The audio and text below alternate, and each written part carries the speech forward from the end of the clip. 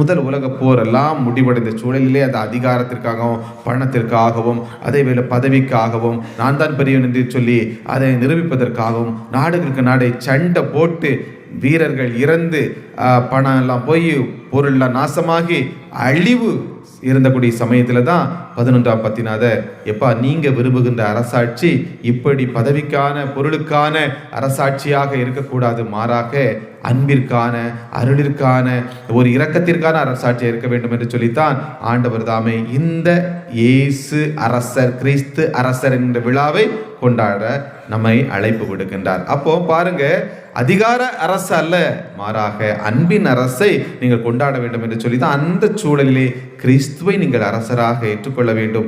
மனிதர்கள் யாரும் நீங்கள் அரசர்கள் என்று சொல்லி நினைத்து விடக்கூடாது.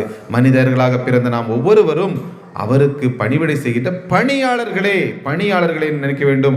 அரசர் கடவுள் மட்டுமே, அரசர் கடவுள் மட்டுமே என்கின்ற ஒரு சிந்தனை கொடுக்கும்படியாக கிறிஸ்து அரசர் என்கின்ற ஒரு அற்புதமான ஒரு விழாவை ஏற்படுத்தி தருகின்றார். இன்னைக்கு நம்ம பாருங்க, நான் பெரியவன் என்கின்ற எண்ணம் இருக்கும். இன்னைக்கு உலகத்துல சண்டை வருதுன்னா நான் பெரியவன் என்கிற எண்ணம் இருக்கும். அப்போ அந்த எண்ணத்தை நாம் என்ன சின்ன வயசுல அகற்ற வேண்டும். சரியா? நான் பெரியவன் அல்ல. யார் பெரியவர்? இயேசு பெரியவர். யார் பெரியவர்? இயேசு பெரியவர். நான் அரசனாக வேண்டுமா? இல்லை. யார் மட்டுமே அரசர்? கிறிஸ்து மட்டுமே, என் கடவுள் மட்டுமே அரசர். இந்த சிந்தனை இருக்கின்ற பொழுது, அவருக்கு நாம் படிமுறை செய்கின்ற பொழுது அற்புதமாக எல்லா காரியங்களையும் நலமாக ஆண்டவர் செய்வார். மாதா அதைத்தான் செய்தாங்க. மாதா என்ன செய்தாங்க? நான் அரசி என்று சொன்னார்களா? இல்லை நான் அடிமை என்று சொன்னார்களா? நான் அடிமை என்று சொன்னார்கள். ஆண்டவர் கடவுள் அவரை அருமையாக என்ன செய்கின்றார்? வழி நடத்துகின்றார். அருமையானவர்களே, அது மட்டும் இல்ல, இந்த கிறிஸ்து அரசர் என்பவர் இறுதியாக அவர் அனைத்து ஆன்மாக்களின் அரசர். இந்த மாதம் எந்த மாதமாக கொண்டாடுகிறோம்?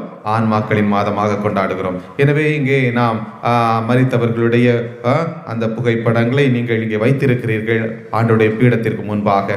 அருமையானவர்களே, எல்லாரும் ஆன்மாக்கள், மரித்தவர்கள் அவர்களும் ஆன்மாக்கள். நம்ம உயிரோடு இருக்கிற ஆன்மாக்கள், அவர்கள் உயிர் அதாவது உடல் இல்லாத ஆன்மாக்கள், மாறாக அவர்களுக்கும் உயிர் உண்டு என்பதை ஆண்டவர் மிக அருமையாக சொல்லுகின்றார். எனவே நாம் நம்முடைய கிறிஸ்து அரசர் என்று சொல்லுகின்ற பொழுது, அவர் உத்தரிக்கிற ஸ்தலத்தில் இருக்கின்ற அனைத்து ஆன்மாக்களுக்கும் அவர் அரசராக இருக்கிறார். ஏனென்றால் உத்தரிக்கிற ஸ்தலத்தில் இருக்கிற எல்லா ஆன்மாக்களும் யாரை நோக்கி அவர்கள் இயங்கிக் கொண்டிருக்கிறார்கள்? இந்த கிறிஸ்து அரசரை சந்திப்பதற்காக அவர்கள் என்ன செய்கின்றார்கள்? ஏங்கிக் கொண்டே இருக்கிறார்கள். எனவே இதைத்தான் நம்ம அருமையாக நாம் பார்க்கலாம். பாருங்கள், ஆண்டவர் இயேசு அருமையாக சொல்லுவார். லூக்கா நற்செய்தி 20ஆவது அதிகாரத்தில் அழகாக சொல்லுவார். பாருங்கள், ஆபிரகாமின்